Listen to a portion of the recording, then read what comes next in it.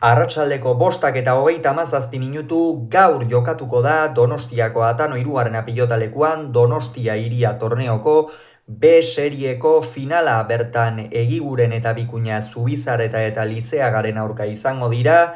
Biek ala biek euren finalerdiak irabazi egin zituzten eta gaurko honetan ahalik eta sakonen saiatuko gara norgehiagoka aztertzen, gakoak non egongo dira, nor da favorito ez direnek zer egin beharko ote dute irabazteko, gauza asko daude hemen aztertzeko, eta lehenengoa, lehenik eta behin esan dezagun Egiguren eta Bikuña irtengo direla favorito. Egiguren ez da uda ona egiten ari eta beretzat ikeragarria litzake inolako zalantzari gabe torneo bat irabaztea.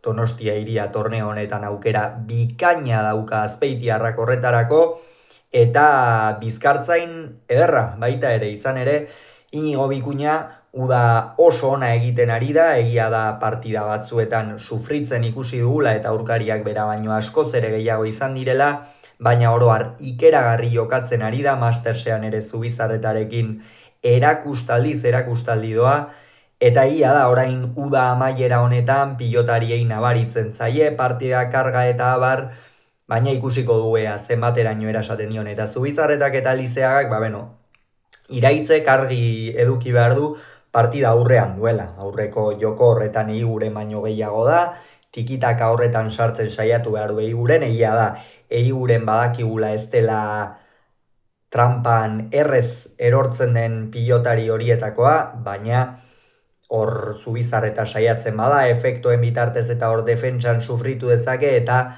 atzelari jotzailea du. Lizeaga atzelari jotzailea da. Egia da aurrekoan sufritu zuela, hasieran pentsatzen genuen, eta neu behintzat pentsatu nuen ikeragarri sufritu hartzuela Lizeagak.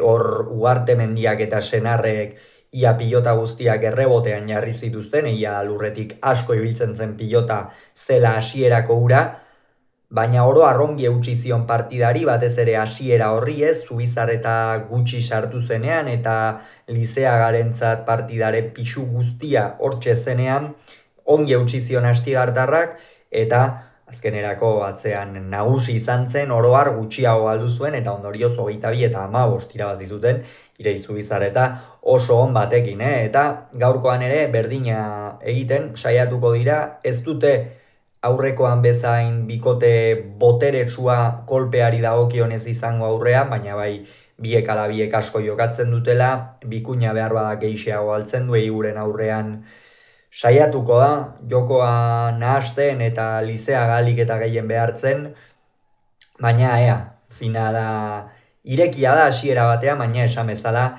Egiguren eta Bikuñaren aldeko joeratxoarekin. Beraz, gero analisia izango duzue Egiguren, Bikuña, Zubizarreta, Lizeaga Donostia Hiria torneoko B serieko finalean.